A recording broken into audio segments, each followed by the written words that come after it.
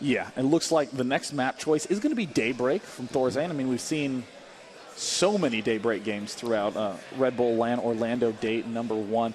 Looks like the players are just having a little bit of a discussion before the match, and now they're both ready. There's the good luck, have fun, and good game, and good luck, have fun to you. And to you, sir. Thank you, Rob. For any of you who want to join in on the conversation, feel free to tweet at us. I am at Day9TV. And I'm at Rob P. Simpson. And be sure to use the hashtag #RBLAN. That's right. Look at that. I see that's DJ right. Wheat, doesn't it? That's right. My good friend at DJ Wheat to my left. Feel free to tweet both of us. And, of course, whenever you do tweet, you can arrive upon the wonderful wall of Twitter. We are getting streaming comments throughout the event. Long. Now, one thing to point out, too, is that in between these games, these players are very much able to talk to each other, right? They're teammates. They're used to this. So in between this, you can bet that ThorZaIN was receiving a little bit of feedback from MorroW. MorroW was probably talking about what went wrong on his play, because if you expose the weaknesses that you had in the last game, maybe that will really help ThorZaIN cover up in between. Yeah, and you know, the funny thing that MorroW actually said was, dude, you played way too passive. Ooh. Which is a really interesting bit of feedback. MorroW is one of the few players I know who takes losses very, very well, especially against his teammates.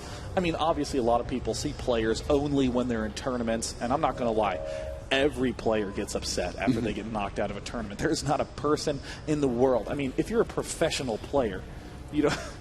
Well, you don't, like, go to work and then get told at noon that you're like, no. That's enough work for today. It's like you're not supposed to get angry. That's like a chef food poisoning an entire restaurant for a day and being like, oh, whatever, that's okay. I mean, I don't really take bad losses that poorly. I don't know if you can have a loss as a chef, but, you know, the analogy, you get it, right? Great, perfect. Moving on. You know, MorroW was just saying, yeah, it's really, really, really passive. You should really ramp up the aggression. ThorZaIN, essentially, this game is going to try to go absolutely nuts. And MorroW, of course, can begin to incorporate a little bit more of that in Fester tech. Right, and that's what makes this so nice. You can lose, you can win, and you'll have a situation to improve. Like you said, at a tournament, totally sucks to lose. You have to go home. You flew out there. You were staying somewhere strange, and then you go home empty-handed. Here, you go home with knowledge. Oh, yes. I mean, that is invaluable. Yeah. To get hands up for knowledge. Yes. There was one player out there. Whoa! Oh, I love learning things. He's the sort of person that in the restroom he doesn't have, you know, like the Reader's Digest. He has like a quantum physics book. I like to get a little bit of knowledge in when I can. That's the best place to learn about things, man. Indubitably. We see the drone scout from MorroW moving forward. Haven't done too much discussion or analysis of the game, but right now ThorZaIN, look at this little trick. Building the first barracks here. Excellent. That allows me to defend against 6 pools by re-walling off. And then I move it back down to the wall end so I can deal with those middle timings where players will push after they go 14 pool. And he has 1 Marine built. Yes. So, literally, this barracks wasn't ever even going to be building any more Marines for that time being. So this means that ThorZaIN can easily just move it around and then throw down that factory, all while accounting for that 6 pool. And it's completely safe, right? There's nothing lost. He only gained safety in that beginning opener of the map. And that's really what StarCraft's all about, right? Finding those little situations where you can just make things safe and it doesn't cost you anything additional. Now, MorroW is doing another nice little tactic. He is delaying his gas geysers, and notice how he builds so many extra queens. And by so many, I mean 2, Rob, exactly 2 extra. He's going to have 4 queens up quite quickly, and we'll begin spreading of the creep. Look at both these queens immediately moving forward. Look at the unit counting station. Not a Zergling in sight. He's going to try to spread that creep, so again, he has that wickedly powerful layer tech Zerg. Well, and those are all the little trades that you can make. If you end up having a couple extra queens out there so that you don't have to make Zerglings, you have extra larvae so that you can build additional drones. You can get further and further ahead just by changing the little decisions. And now we see ThorZaIN once again getting out those reactored Hellions, and this time he started Stim actually quite a bit earlier than last game. Yeah, it looks like he actually is skipping over that 3rd command center. It looks like he might just do some sort of 2-base pushing. You'll note that in the first series that we watched, the Chef's Challenge, Chef was doing basically the same thing every game. However, in this game, ThorZaIN was not restricted by the opening. It's the mid-game he's focusing on, so we will end up seeing a bit of variety. Right, and you can get there very quickly in many different ways. Right? Chef had a lot of specific parameters. ThorZaIN is just work on your mid-game aggression with these kinds of units. And it's interesting, too, because just to give a brief preview of the challenges we'll be seeing tomorrow, Rhett is practicing the transition from Roach Hydra aggression in the mid-game to going Broodlords and Infestors. And ultimately just dealing with that late-game Protoss army. So it's a big stylistic transition. He's comfortable up until around 15 minutes, and he's trying to figure out how to build that comfort afterwards. Right, Rhett's a player that can get to that comfort zone so quickly, and then you can kind of just see that flounder sometimes. So him having another thing that he can do will be spot on. Yeah, and Hasselhoff is actually going to be training a build. He just has a build that he likes, and he's stress testing it. So big variety in terms of what these players are trying to practice. MorroW, with the spider sense, stepped on into the base and spotted exactly what ThorZaIN was up to. Right, and that's a great timing. Now, even though that MorroW knew that ThorZaIN was going to be going for all-out aggression, he's still being a safe, smart practice partner and showing that he is getting that information legitimately. And now he can react to it, I guess, quote, fairly in the game. So it's still a real situation for ThorZaIN. Double Evo Chamber, Baneling Nest going down, Layer Tech incoming, and a quite fast third. Look at these nice little moves by MorroW, just rearranging himself and having the Queens defend the front as he advances that Wallow creep. And ThorZaIN now, he's already moving out with his first drop. This time he has really shaved off the minutes, and he already has 2 drops moving out. If he's able to do quite a bit of damage, MorroW just doesn't have a lot of mobile forces out. He can totally exploit MorroW's weaknesses right now. And now MorroW is adding on a few Zerglings, but will they be out in time to stop this aggression? Oh man, it's looking like we've seen ThorZaIN kind of stop with his drops. This is a huge containment play that we're seeing from ThorZaIN. He wants to do as much little tiny aggression as he can. It looks like, a target fire. Whoopsie daisies. ThorZaIN did manage to do a little bit of pressure. He is, of course, trying to drop down in the main as a dual approach.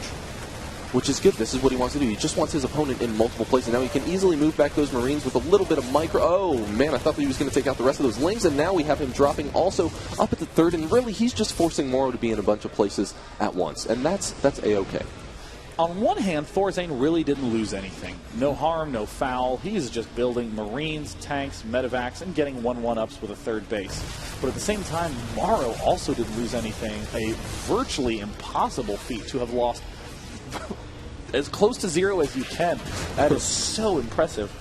Yeah, it was nice. We saw him lose a couple of Overlords, so that halted his production for a small amount of time, giving ThorZaIN a window of opportunity to catch up in supply and get additional forces out on the field. But MorroW was still able to pretty much secure that third. And this could be fairly bad news for ThorZaIN if he doesn't make use of those drops soon. We see shields are just about to finish up, and he's also finishing up his 1-1 upgrades as well, but he's going to be going in for a little bit of aggression before those wrap up. Looks like that third expansion is now planting for ThorZaIN. If he's an aggressive player, he'll be taking an orbital command. But generally, because he's so defensive, I would not be surprised to see, a planetary fortress. I really think that can come back to bite ThorZaIN quite often. The drop does get deflected yet again at the third base. We see there's no drop coming in. But that doesn't stop ThorZaIN from trying to take out all the creep tumors in the middle. The wall, pink, is down. Which is a good move. If you don't have a very vulnerable place for you to drop those units, you might as well make use of them in the center map. If you're able to waste your opponent's energy, that's fine. You're essentially trading your own energy for theirs, and that can be an okay trade, especially in MorroW's situation, where he is going to have that Baneling army, and he's going to be so reliant on having that creep. And Rob, I mean, look at this. ThorZaIN immediately just pulled back. Hell, if I'm going to be able to make medevacs 2 at a time, I'm going to use them to retreat with. A lot of reactors planning down right now, and ThorZaIN continuing to try to force a drop to happen down here at the bottom left, which I like quite a bit. MorroW knows exactly what to do, taking that top left expansion, getting all the upgrades, and continuing to macro up. Yeah, and ThorZaIN's getting up there, getting all of that knowledge. MorroW breaking down that ramp, also moving out to take a fourth, the far fourth.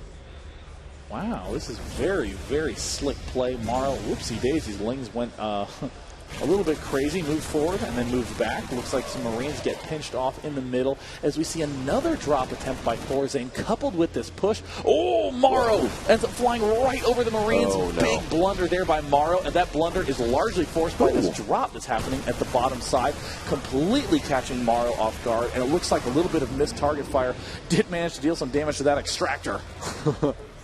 So that was a very nice play by ThorZaIN. He's continuing the aggression, really just exploiting MorroW's current distraction around the map. If you're hitting multiple places at once, that means that your opponent needs to defend in multiple places at once. And as long as you take the initiative, they are going to be on their hind foot. And here we have ThorZaIN continuing his macro as well as the game goes on. And now MorroW has been supply blocked, so ThorZaIN just has to keep pushing this lead. Bottom medevac got cleaned up by that Ling Mutalisk composition. Another Marine just making sure that MorroW feels like he's part of the party. Army knowledge. Army knowledge. Looks like ThorZaIN now is continuing to reinforce. But this is interesting. We see that the rally point from ThorZaIN is actually largely in his own base, now targeted towards the front. He's almost abandoning his third to any sort of counterattack. Oops, a little bit of misrally there, and now ThorZaIN trying to push forward. Very unusual to have that planetary fortress there. Huh. And now we've got MorroW just turning back around. He's trying to reestablish the fourth, but ThorZaIN is staying aggressive with those Marines and getting in there with the upgrades, forcing him to cancel. Once again, a very nice move by ThorZaIN. Even if he's not able to get the drops, he is still staying aggressive on the map, and that is nice to see out of him. And now this is kind of a waste of Banelings from ThorZaIN, but I mean, he's basically getting so frustrated that he can't get a base up. He is just now going to try to go all out with it. Also, it looks like the Mutalisk production is greatly waned for MorroW. He is now going mass Baneling. In production, we have a good old 16 Banelings being produced, and now we have the double drop, it looks like, coming up. And now ThorZaIN's massive creep stoppage in the center of the map is going to help him so much against these mass Banelings, right? Because if those Banelings don't have creep, ThorZaIN's micro could very well save him from what could be a messy exchange. And now MorroW is adding on a few additional Mutalisks so that he can take advantage of mispositioning from ThorZaIN and really just take back as much of the map as he can, because he has been very much stuck in his own base this game. Uh-oh, looks like just 2 siege tanks sieged up. The back one's now sieging up. And this is this fear period that we've heard ThorZaIN talk about so many times. Is there any way that I can get into a reasonable position? Another cancel. That's like the umptillionth cancel, man. Oh, man, and that time he even cleans up the drone. Oh, will he be able to get up the pickup? But there are far too many Mutalisks up there, and they do get a cleanup. So ThorZaIN does trade a small force for canceling that fourth. But I think this very moment highlights exactly what ThorZaIN was trying to work on. He killed it off, but then when he went back to this army, it wasn't moving. This army could have been unsieged and advancing towards the main right now, and unfortunately, it's forced to defend. And oh, the siege tanks, all the siege tanks are in a very awkward spot, and it looks like MorroW's going to get... he's going to catch ThorZaIN completely off guard at the natural expansion. The tanks roll on up, and they do manage to get up to the Marines in the center of the map. And now it looks like MorroW is going to be forced to retreat. The SCVs! Oh, no, and he does get all those Banelings in there. Oh, surprising. Okay, just kidding. He does get in there and clean up a large amount of all of those SCVs, but surprisingly, a lot of those Banelings actually ran into those tanks down there, so ThorZaIN kind of got off a little bit easy there. ThorZaIN continuing to try to drop like a madman while all this is going on. You'll notice the one opportunity MorroW had to do this attack is when ThorZaIN stopped these kind of drops. Now that drop's coming in, it does get picked off. But again, a drop with not being coupled by anything else, I think, is the issue that ThorZaIN's dealing with again and again. And MorroW's so good about keeping a small amount of units available to stop those drops, because you need infinitely less Zerglings to stop a drop if you're there before that first Marine comes out of the medevac. Really, you only need, like six Zerglings are able to kill them, I think, before the second Marine even drops or something like that. So you can just completely thwart with your speed alone, and MorroW has been doing a great job reacting. Yeah, I mean, like, if you have the appropriate upgrade distribution, it looks like, MorroW with the instant reaction. If you do have that upgrade lead on that Terran player, you need hardly anything but good minimap watching skills. I really feel like MorroW should allow himself to begin getting a hive. I'm sure that in the future games we shall let the players know, get a hive. If you're getting close to like 30 minutes, it's fine to build a hive. ThorZaIN continuing to drop, continuing to take some serious losses, but MorroW's demonstrating that the validity and the, I guess I want to say the viability of going for pretty much just layer for a very long time. Oh, do you want that expand up? MorroW says no thank you, and may just very well roll right on up. Yeah, MorroW's got quite a lot of resources banked up as well. So if he's able to keep this fourth, he's going to be in a position where he can... Oh, man, not looking like he's going to be able to keep that fourth for long, but it's looking like MorroW has decided that now is the time to strike, moving in there with a lot of his Zerglings. Will he throw all the Banelings into the... Yes, there goes the planetary fortress. And MorroW may be sweeping through the rest of this army. There he is, moving up into the natural as well, just cleaning up these lone tanks and Marines, getting all of the free kills that he can, and moving into the main to stop the production buildings. In the meantime, though, that top left fell to a drop in the main base, nearly mined out. MorroW managing to keep ThorZaIN relatively low on bases, as we are seeing MorroW go ahead and take up this central hatch. And now ThorZaIN has cornered himself there, will successfully die. I'll trade 2 Banelings for 2 Marines any day, if I'm the Terran player, excuse me. And now we've got ThorZaIN doing, yet again, another drop, and there he is out in the middle of the map. One of his medevacs getting caught once again, but this drop is being slightly more successful, taking down one of those spines and also stopping the mining at this base, focusing down the extractor. May have been a little bit of a misclick there. He wants to get around those doors. Oh, very nice spread. Oh, keeps one of the Marines alive. This Marine can easily take down this entire hatchery single-handed. And it looks like MorroW is still kind of struggling to get some sort of defense up. It's Sergeant Marine with 10 kills. Now it looks like a, wow, incredible minimap watching by ThorZaIN. So clutch. And there, there's so many out-of-game resources to have, too, while you play this, right? Oh, yeah. I mean, the amount of focus you have, your mental exhaustion, can you stay on point when all this aggression is happening all around the map?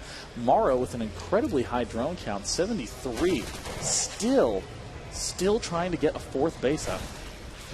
Now, speaking about that mental exhaustion, that's another really nice point about this format. You're able to get into practice games when you feel mentally ready for it, right? You're able to have all of your focus exactly when you need it. And now we have ThorZaIN feeling focused. Oh, man, and MorroW is going in for a bit of a counter push, and now we have all of those links just getting fried. Yeah. MorroW forced to tap out once again. Very, very nice play right there by Mousesports MorroW. And ThorZaIN, but ThorZaIN able to take the win back-to-back games in the mid-game. And that time we saw him go straight for massive aggression, right? He said he was going to do it, he did it, and it worked for him. Now, MorroW even stopped it for a large portion of that, and it got a bit dicey for a long time, but ThorZaIN just stayed on it. He saw that he couldn't get the drops off anymore and still used those units to push around and delay the 4th.